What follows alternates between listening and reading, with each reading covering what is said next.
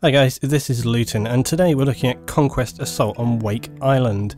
Now, attacking on Wake Island and attacking on Conquest Assault in general is never very easy. Wake Island can be kind of tricky because it's very spread out and wide and open. You just see me changing out my controller there. That's because when I'm using my Frag Effects mouse, I sometimes want to change out to the joypad. I've been trying to get back into flying because I was never an expert pilot, but I was an average pilot, reasonable pilot, and it's good to change between the ground and stuff, keep your hand in, you know, with vehicles as much as anything else, so you can be really flexible. So I've been trying to get back and getting used to flying again, doing a lot of practicing. I say a lot of practicing, some practicing.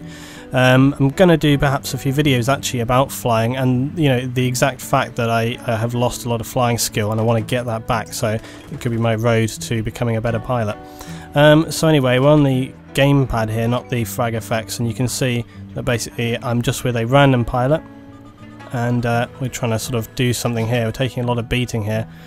If I was piloting, I probably wouldn't have stayed so far back like this. I probably would have made a move in a bit lower and faster, but he's taking a good line here so that we can get a few hits onto this tank. The downside, of course, when you're playing with a random pilot is it's impossible to really communicate properly, and it means that I can't know which way he's going to turn. I can't preempt, and you can see we're taking a huge amount of fire there from helicopter and the jets. Now, attacking on Conquest Assault can be very difficult because, you know, as soon as you start the game you often will be down on your tickets, and you can see that they've actually started losing a few. I changed back to my Frag Effects, but yeah, attacking can be very hard because you start to lose tickets usually pretty quickly, and it can be very important to basically move fast. As with all games, it's very important to move fast. We have managed though to destabilise one base already on C and cap it fully, which is helping us a lot, that initial push. Conquest Assault is usually all about time, and you know, fighting aggressively for your objectives is really important. It's important on any map, but more so with Conquest Assault. The other thing that's important with Console anyway is that because these maps are more open, and because, especially on Wake Island, spreading your team out and moving fast is really key. So you want to try and attack multiple positions rather than going for one at the same time. Think of it in a kind of reverse way. If you were in a game of Conquest and they'd capped all bases except for one, or they kept all bases, you were trying to retake them. As soon as you go onto one base, they're going to throw everything at it. So attacking multiple bases at the same time is much better. You have you have a better chance of securing one, and then you kind of have them on the back foot. They'll be kind of spawning intermittently between different positions, and it's going to make it easy for you to secure other objectives. And hopefully, if your team is stronger and your players overall are a bit quicker, it can be, you know, a bit of a better chance there. Really liking the ACW in general. I hope, you know, I find the ACW performs quite well in all situations. It's not the strongest weapon, but overall it's pretty good. Okay, heading up towards B, and you can see that yet again, as always, I've got one person flanking over here, but I'm effectively on my own, and I was calling out for some backup here because I had people coming for me. These guys right here, I knew they were coming after me because they got me marked up, obviously, and luckily I got someone with me to support me now. But this is what I say when I say moving quickly is really important. If you don't move fast like this, you'll get overwhelmed very quickly, and you know, momentum is so important. I know I say it in almost every video, but it really is. If you can continue to put the pressure on, it will freak those other guys out, and you can see now that by pushing up to B from C, our guys are really making an effort there. But going for, you know, the next base up, going from C to B is a very obvious move to do, okay? And there's going to be a lot of combat going on there. You see where I've spawned now? I'm making a move to A, because whilst there's a lot of enemies defending B right now, they're going to be involved in B, okay? There's a lot of pressure going on at B. Whilst there is a lot of pressure at B, this is the ideal time to make a strike onto A, and then if you can destabilize it, you can then, you know, once you've got A and C, you can make a pincer movement to completely take B, and that could be tricky, but you know, it's worth taking a shot at as well. And you know, lo and behold, we come in here on A, and look, they have got no defense whatsoever, and it's basically because they're so involved trying to defend B over there. And the thing is, most of our team are probably at B, and we, you know, when I died there, when we left that position, it looked fairly strong. We had at least, I think, 3-4 guys backing me up, coming in to support that. and so we had a few guys come over here. We've managed to cap this with barely 2 people, so it means that the majority of our team can still be involved at B. Now they've managed to defend that base, but it's taken their entire team, and in the process they've actually lost A. So this is what I mean. Now I would just like to counter this by saying, if you were a defender, okay, right, if you were defending on this base, if you have a lot of enemy putting pressure on you at B, and like for example you saw A was here pretty much just wide open, that is the time, like I've said before in other videos, you need to be able to predict and work out enemies and so on and so on. So you know, look, they're all coming in here, but it's too late. Okay, we've capped this already. It looks like they've made a push down to C though, but you see, really it would have been much better, rather than fighting over these bases, for them to make a move down here before we got there. They would have only had to deal with me and maybe one other person, but now they're going to have to deal with people continually spawning over there. You can see as well, even though they made a move down to C, we've managed to successfully defend that, and now we can put pressure on B from both directions. Making a little slide in here.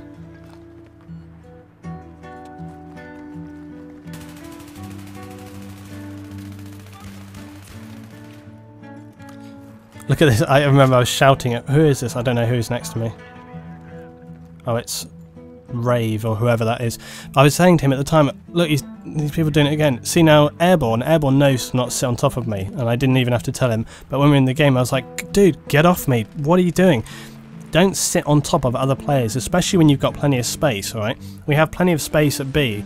And you know, it's really not necessary to sit on top of people, because all that's going to do is make you a more obvious target for the enemy. So try to keep that in mind when you're trying to take a base, okay? Spread out, get into different positions, make it more difficult for them to find you, because then that way, if they're coming in on the base, right, you'll be able to see them from different positions, so even if you get taken out, there's a much better chance that someone else who's positioned differently in the area around you is going to be able to take that person down. It's all these things, it's all these simple little things that really make the difference when it comes to taking control of a base, and that can really be the thing. Now look here right now, okay, I've got this anti-air gun trying to take me down. They know I'm in here, they know I'm marked, I'm just trying to avoid it. I've got 2 of my team members kind of in the area, and they were like, okay, we're going to deal with that. I'm still going with the Igloo or whatever it is. I've got Stinger, I don't know, Igloo, yeah, and I'm trying to, oh, ice cream sandwich, that's right. That's what I meant. I was thinking AA gun, ice cream sandwich, that's what I was having to deal with. Anyway, yeah, so I was wondering if the helicopter had respawned. We've capped up B, and I really wanted to try and give my guys some support. Not a lot of people take stingers and stuff, it's always javelins and RPGs. You can understand that, because, you know, often that's going to be the thing that you primarily need, but it's really good if one person on the team can have some anti-aircraft rockets, because they're much more effective than they used to be after all the changes and so on that have been made. So it's really worth at least one person on your team taking them. I want to try a couple of new tactics of different things that I'm going to say about soon, one of which is I really want to try like a full engineer, an engineer like an ultimate sort of tank destruction squad, someone who's going to constantly focus on the vehicles, because especially rush games, taking out the vehicles as defenders on rush games is so unbelievably important. It's almost, you know, it's almost the primary thing above worrying about the MCOM, is taking those vehicles down. If you leave vehicles up, okay, they will dominate your team, so taking them out is so important. Another epic DPV roll here by me. Unfortunately, I ended up coming a cropper from the front end. Now we're doing pretty well here as an attacking team, and that's because we're mainly spreading out, attacking multiple places quickly, and, you know, overtaking them, pushing forward, you know, constantly aggressive, and we're really, you know, pushing. You can see right now my squad guys, look, making a push onto A. Now it's different in Conquest Assault to Conquest. Sometimes in Conquest you can be better off to leave a single base or 2 or whatever, depending on how you want to be controlling the game. But when you're, you know, in a Conquest Assault situation, it really can be beneficial to try and take full control of the map, if it's feasible to do so. Now, as a defending team, you know, they really need to spread out and look at what's happening in the bigger picture more, react quickly. Regularly on my videos, something that I keep trying to point out, and also in game I keep making more and more aware, is that something people really need to do more is spread out when you're defending, react faster to situations, and be able to predict more quickly where the enemy are going to come from, what they're going to be doing, and, you know, identify those threats more quickly. Things like this helicopter, for example. This helicopter we keep up for quite a while before we really start taking any proper damage, and yet we take out a good, I don't know how many people I'm taking out here, 6, 7 or whatever. These guys respawn here. We start getting locked up now, just as we're being, you know, sort of taking them down, dominating. So you see those guys have changed and identified the threat, but it also kind of highlights what I was saying earlier on, where I was saying that basically, you know, it turns out I don't have an engineer kit, which is annoying. I must have changed class without realising, but you know, as I was saying earlier about having an igloo or a stinger, can really make a difference to your team, because when that helicopter comes in, it's going to be a major threat. And even if you don't shoot it down, just harassing it with a, you know, rocket or such is going to make a big difference.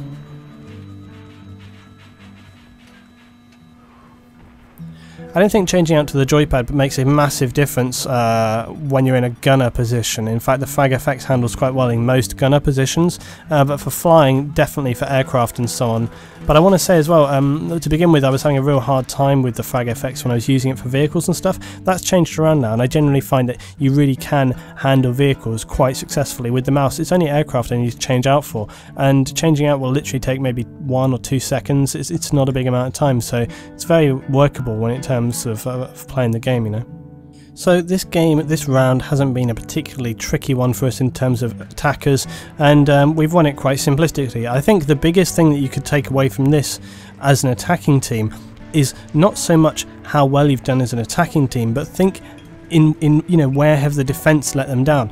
You know, you don't have to put yourself in the mind always of the team that you're playing. You can think, okay, you know, we won this round, but what did the defense do wrong? You know, use that as a way of learning. Think about what they've done wrong, so that when you're in the same situation, you don't make those same mistakes. I made a stupid error here by getting out, because I said to Trevor he was driving too slow, but yeah, evidently I said, oh, I can run faster than this. Evidently not. But then, hey, tortoise in the hair, I managed to get up here faster.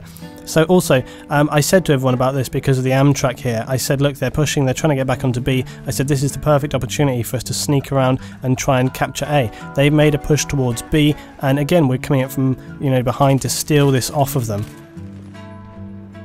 And I think again that kind of highlights this sort of preemptiveness. You know, if I was, you know, don't put all your eggs in one basket. Don't make a push all in one direction all the time. A big mistake that people regularly make is, you know, they put so many people onto one position, or they push everyone in the same direction all the time. It's a mistake. You shouldn't do that. You don't want to spread yourself too thin, but at the same time you want to make sure that you stay tight enough and open enough that you can see all aspects and cover them. So I think this has been quite a good little overview, just showed how a round can go down. But I think, you know, the main thing to really think about with this is to try and look at the overall picture. Don't get to a round and just think, ha, yeah, we kicked their ass, alright? You don't take anything away from that. Think about where they went wrong, think about where you went wrong, what you could have done better. Also, just think about how the game has played out, alright? Look at the game, think about the movements, okay? Where did they go? You know, learn what the enemy does so that you can start to predict in other games. So when you're in another game, you can think, okay, when I played that game last time and we had B, they went from A and they, you know, took C from behind us or whatever. And then next time you're in a game, you can preempt that movement. So next time maybe you're in a game, you have C and B and they have in control of A, and you see most of your team are around the B. You think, okay, I'm going to go down to C, check, make sure that's okay. This is the kind of thinking, this is what you need to do. Learn from your games. Okay guys, thanks for watching. If you've enjoyed, please as always like, share, subscribe. Much more Battlefield stuff coming on the way. I've got some good videos I hope coming up this week, and see you for some more stuff very soon.